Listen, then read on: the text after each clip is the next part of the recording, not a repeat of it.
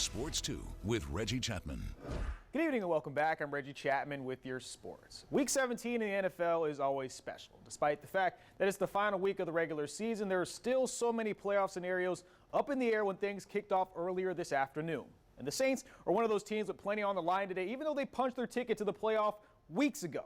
Look, to keep it simple, they needed a win today, a Packers loss, and a Seahawks win to earn the #1 seed in the NFC, a first-round bye, and home field advantage throughout the playoffs. So here's how things look currently for the Saints, taking on the Panthers out in Charlotte without their entire running back room because of the coronavirus. The Saints, they broke out to an early 7-0 lead before the Panthers responded first, before the end of the first quarter to tie the game. But since then, it's been all New Orleans. 26 unanswered points, and it definitely helps that the Saints have picked off the ball 3 different times, twice of which in the end zone. Drew Brees has 2 touchdown throws already, and despite shortages at running back, the Saints, with Taysom Hill and 2 running backs with a combined 1 carry coming into today, have rushed for more than 250 yards. Taysom Hill scored a touchdown to make it the score we have right now, 33-7. All right, now Saints look well on their way to a win, and like I said earlier, they need a Packers loss and a Seahawks win to get that #1 seed. And so here's a look at those scores as currently the Bears and Packers trading scores in the first half. And the difference is 3 field goals for Chicago to 3 touchdowns for Green Bay, and yet the Bears still only down 1 score. As for the Seahawks, they're struggling with the 49ers, yet only down 4 points in the fourth quarter. So right now, things could still go either way for the Saints' chances at that #1 seed. Plenty could change, and not just for the Saints, but for other teams around the league. If the week ended after the noon games, these would be the playoff matchups. And of course, that is not how things work, but this is just to give you a feel on potential matchups. Aside from the potential shift for the #1 seed in the NFC, Cardinals and Rams still looking to earn their way in the playoffs. Bears need to win to get in. Also, the Dolphins and Colts are still hoping to get in the AFC. Thus is the magic of Week 17 in the NFL. Alrighty. The Minnesota Vikings, meanwhile, are not in the playoffs, but rookie wideout Justin Jefferson had plenty to play for. The former LSU wide receiver needed 111 yards receiving to jump 4 different players for the rookie receiving record, and he did it in the third quarter with that catch. He finished with a 1,400 for the year. To put him past former LSU wideout Odell Beckham Jr., Vikings legend and Hall of Famer Randy Moss, and former record holder Anquan So Strong Bolden. Although his rookie campaign is over, he still has the Pro Bowl and a potential Rookie of the Year award to look forward to going forward. All right, now switching gears, and speaking of NFL players from LSU, it's been a waiting game to see which players from the 2020 squad decide if they were going to come back for another season or would be leaving. We can add a list today of people leaving. Today, punter Zach Von Rosenberg, who announced on Twitter he would be foregoing his 6th year of eligibility. The 30-year-old ended his career in Baton Rouge, the oldest player in college football, and he will take his talents to the NFL. Meanwhile, defensive end Andre Anthony says he'll run it back for another season. So here's a quick look for those keeping track at home. That is 6 veteran players that have decided to come back next season, including 3 offensive linemen and now 3 big men on the defensive line. Meanwhile, Zach Von Rosenberg joins the list with Racy McMath and Torrey Carter, who will take their shot at the NFL. Tight end Eric Gilbert announced yesterday he was entering the transfer portal after a single season in Baton Rouge, along with running back Chris Curry, who's also looking for a new opportunity and a new spot. All righty, lots to break down there. Well, more news right after this commercial break.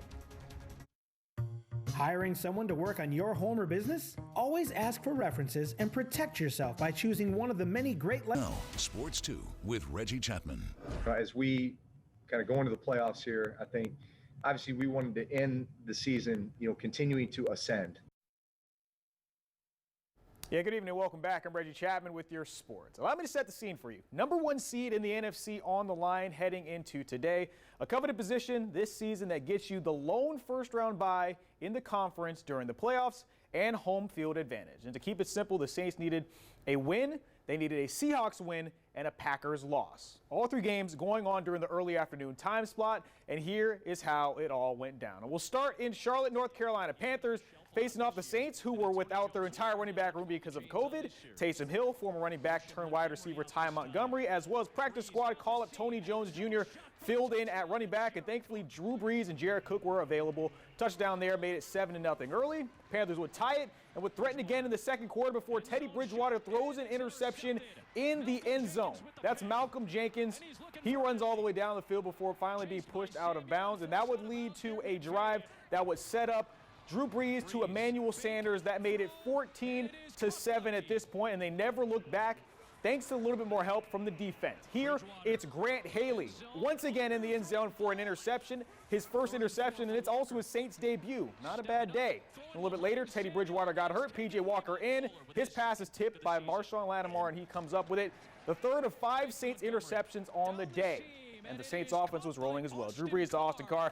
That Saints score made it a winner. 26 unanswered points as they win it 33-7. The final and finished the regular season 11-4. Drew Brees in his third start back from injury with 3 touchdowns on the day.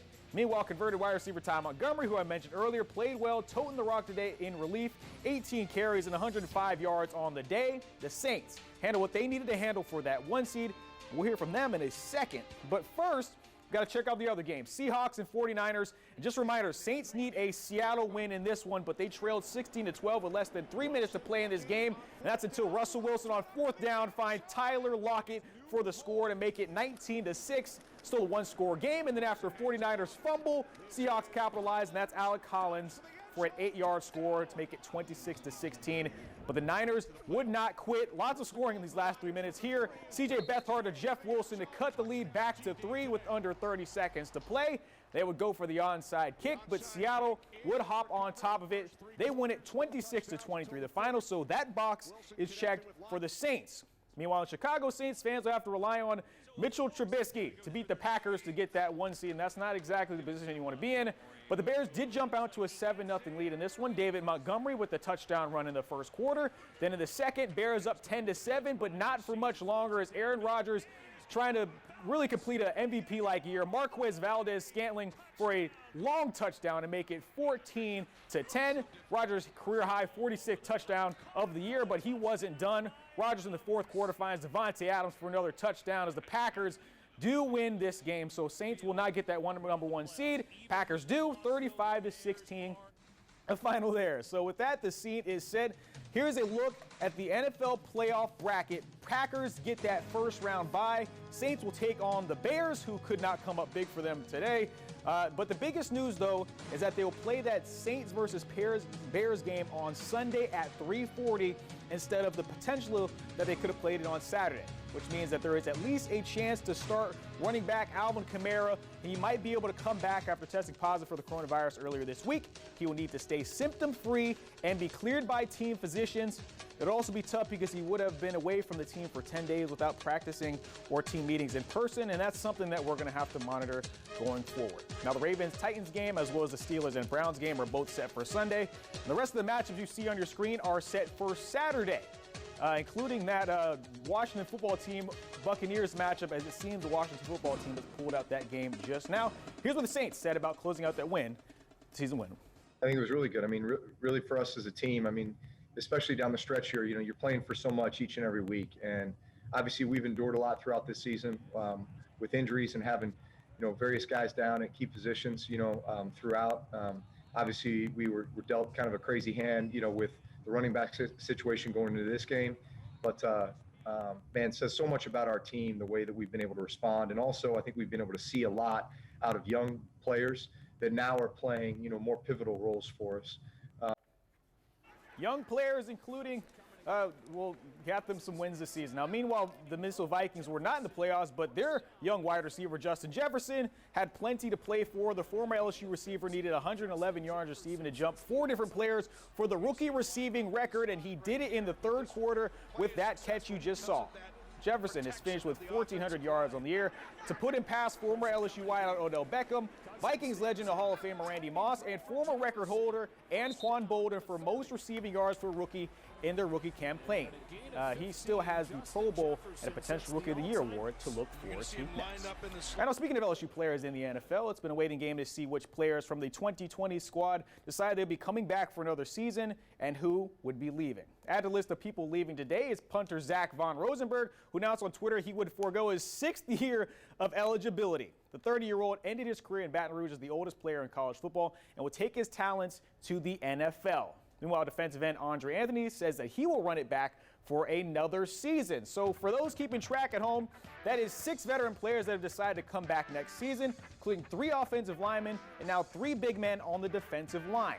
Meanwhile, Zach Von Rosenberg joins the list with Racing McMath and Torrey Carter, who will take their shot at the NFL. Jabril Cox also most recently added his name as well, saying he will be headed to the NFL. Tight end Eric Gilbert announced yesterday he was entering the transfer portal after a single season in Baton Rouge, along with running back Chris Curry, who is also looking for a new opportunity on a new team.